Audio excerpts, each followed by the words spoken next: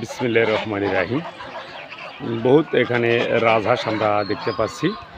জানি না কার কর্তৃকটা জানি না, তবে এতটিক রাজহাঁস আমরা কিন্তু একসাথে কিন্তু এইভাবে আমরা কখনো দেখি নাই।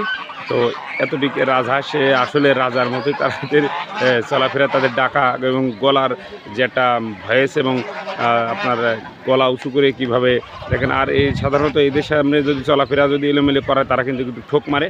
কিন্তু আমরা এর থেকে আর কয়েকটি বড় হাঁস আপনাদেরকে আমরা দেখানোর চেষ্টা করছি, দেখতে থাকুন।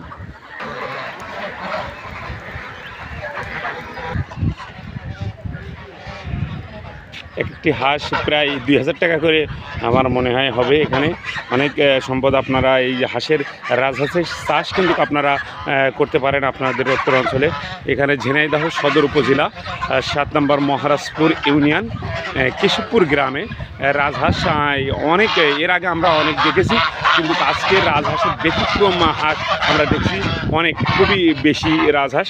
আপনাদের এই দেখেন কত বড় বড় রাজহাঁস। আমার মনে হয় কামড় দেবে, দেওয়ার চেষ্টা করছে।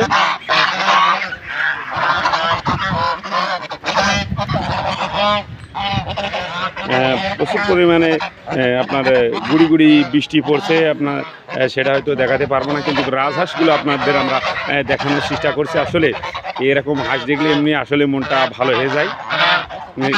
এর ভিতরে কিন্তু কোনো ছোটো হাঁস নয়, সবগুলোই বড় হাঁস।